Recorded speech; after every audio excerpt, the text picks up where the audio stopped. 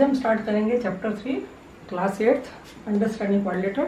सबसे पहले मैं आपको इसकी इंट्रोडक्शन दूंगी, जिससे आपको इस चैप्टर के बारे में जो भी नॉलेज है वो आपको पता चल जाए, ताकि आप इस चैप्टर को आराम से इजीली से कर पाओ। ठीक है, तो कुछ इंपॉर्टेंट पॉइंट्स मैं बता रही हूँ जो कि आपको करने हैं। सबसे पहला है आपका पॉलीगन। पॉलीगन क्या होता है आपको ये पता होना चाहिए। सेकेंडली है आपका डायगोनल्स।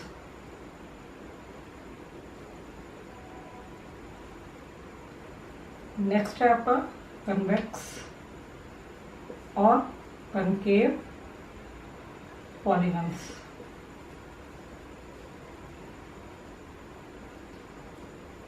नेक्स्ट है आपका रेगुलर और इर्रेगुलर।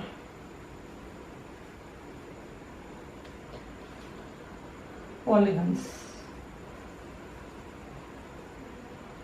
लास्ट है आपका एंगल सम प्रॉपर्टी। क्लियर। सबसे पहले आता है आपका पॉलीगन। पॉलीगन क्या होता है? पॉलीगन में ऐसी एक फिगर जो कि क्लोज्ड भी है और प्लस उसमें लाइन सेगमेंट भी होनी चाहिए, यानी उसमें दो चीजें होनी चाहिए, क्लोज भी होनी चाहिए और लाइन सेगमेंट भी होनी चाहिए। फॉर एग्जांपल आपके पास आता है ट्रायंगल है, ये आपका एक पॉलीगन है, 3 लाइन सेगमेंट है, क्लोज भी है।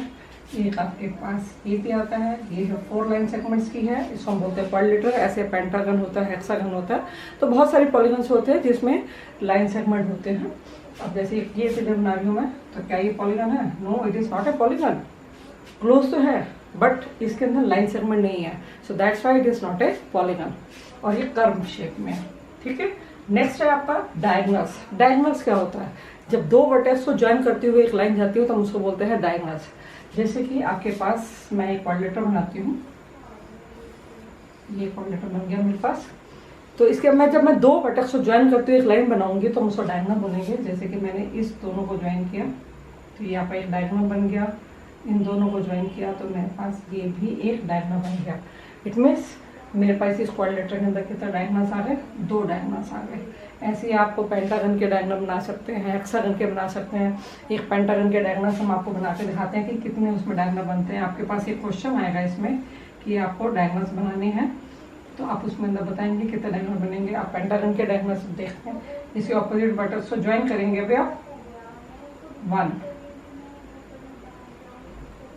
2, आपको मैंने यहाँ से मिलाया, आपने 3, ये बन गया 4, और उसके बाद एक लाइन ये यहाँ से रह गई है मेरी, तो ये बन गया टोटल 5। इट मीन्स पेंटागन में 5 डायगोनल्स बनते हैं। तो इस तरह से आप सभी शेप्स के अंदर अपने अपने डायगोनल्स बना सकते हैं कि किसमें कितने डायगोनल्स आएंगे और आप उसको बता सकते हैं। नेक्स्ट है आपका कन्वेक्स और कनकेव पॉलीगन। कन्वेक्स पॉलीगन और कनकेव पॉलीगन क्या होता है? दोनों ही पॉलीगन तो हैं, ये तो श्योर है, लेकिन कन्वेक्स और कनकेव में क्या होता है? 2 ऐसे पॉइंट्स होते हैं जिससे आप पहचान कर सकते हैं कि वो कन्वेक्स है या कनकेव है। फर्स्ट नंबर है, अगर हमारे पास देखो एक ये क्वाड्रिलेटर है, एक मैं क्वाड्रिलेटर आपको और बना के दिखाती हूँ ताकि आपको अच्छी तरह से क्लियर हो जाए मेरा पॉइंट्स। ये अगर आपके पास कोई भी पॉलीगन है, वो उसके डायगोनल्स का मीटिंग पॉइंट इंटीरियर में है। इसका डायगोनल्स ये रही, इसके डायगोनल बन गए। Clear.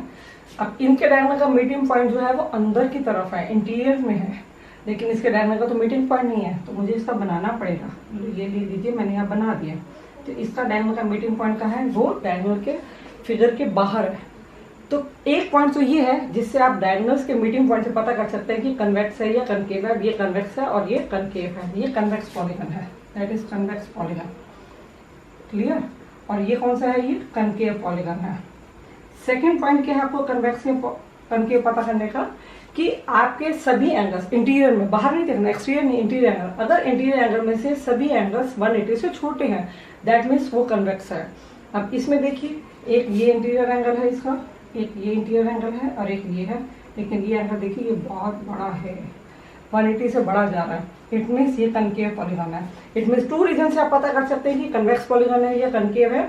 Meeting point of diagonal is in the interior और meeting point of diagonal is in the exterior. Secondly, all the interior angles should be less than 180, और इसमें क्या है? 1 angle is more than 180, so that's why that is a concave polygon.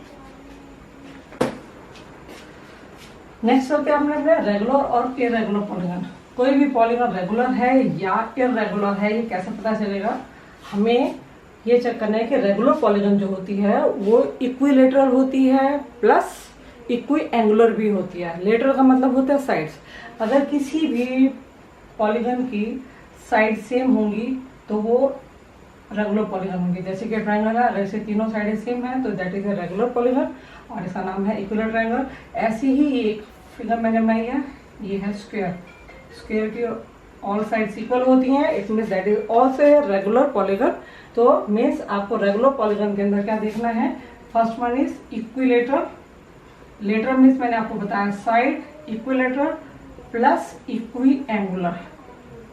अगर ये दो चीजें उसके अंदर हैं तो ही पॉलीगन जो होगी आपके रेगुलर पॉलीगन कहलाएगी। ट्रायंगल बहुत सारे होते हैं, स्केलर ट्रायंगल भी होता है बट वो रेगुलर पॉलीगन नहीं है। आपका क्या नाम है, आइसोसेलेस ट्रायंगल भी होता है, एक्यूट एंगल ट्रायंगल भी होता है, वो भी नहीं है। ऐसे रेक्टेंगल होता है लेकिन तो वो भी रेगुलर पॉलीगन नहीं है। क्यों? क्योंकि उसकी सारी साइड्स भी सेम होनी चाहिए और सभी एंगल्स भी सेम होने चाहिए। नेक्स्ट है आपके पास, नेक्स्ट पॉइंट है आपका angle sum property. Angle sum property के लिए आपको क्या करना पड़ेगा? कोई भी पॉलीगन जो होगी सबके सब आपको उसके अंदर एक फॉर्मूला होता है एंगल सम प्रॉपर्टी निकालने का। और वो फॉर्मूला क्या होता है कि मान लेते हैं मेरी जो पॉलीगन है उसमें 8 साइड्स है, तो मेरे पास फॉर्मूला है n-2 मल्टीप्लाई 180 डिग्री। अगर मेरे पास 8 साइड है, n means number of sides, तो 8 माइनस में 2 इंटू में 180 डिग्री। 8 माइनस 2 हो गया 6 इंटू में 180, तो ये आ गया 1080 डिग्री। यानी अगर कोई पॉलीगन 8 साइड्स की होगी तो उसके सभी एंगल्स का सम जो होगा 1080 डिग्री होगा। ऐसे अगर मेरे पास एंगल सम प्रॉपर्टीज है, अगर मेरे पास पेंटागन है, पेंटागन में साइड्स कितनी होती हैं? 5, तो n कितना है मेरे पास? 5। तो फॉर्मूला क्या है इसे एंगल सम निकालने का? n-2 इंटू में 180 डिग्री, 5 माइनस 2 इंटू में 180 डिग्री, 3 इंटू में 180, 540 डिग्री। इट मीन्स पेंटागन के सभी एंगल्स का सम जो होगा वो 540 डिग्री होगा। एक चीज और आपको याद रखनी है, ये एंगल सम प्रॉपर्टी एप्लीकेबल होती है इंटीरियर एंगल पे, एक्सटीरियर एंगल पर नहीं होती है। एक्सटीरियर एंगल में हमें क्या होता है? ये सिर्फ इंटीरियर एंगल पे पॉसिबल है, ओनली इंटीरियर एंगल्स पे। Now last is exterior angle sum property. Interior angle sum property आपको अच्छी तरह से समझ में आ गई होगी, जिसका फॉर्मूला था n-2 into 180। Exterior angle sum property का हमारे पास कोई फॉर्मूला नहीं है। आपके पास पॉलीगन 5 साइड्स की हो, 8 साइड की हो, 10, 20 कितनी भी साइड्स की होगी, उसका जो एक्सटीरियर एंगल सम जो होता है वो होता है फिक्स 360 डिग्री। ये पॉलीगन की साइड्स के अकॉर्डिंग नहीं होता, ये फिक्स रहता है। क्लियर? ओके।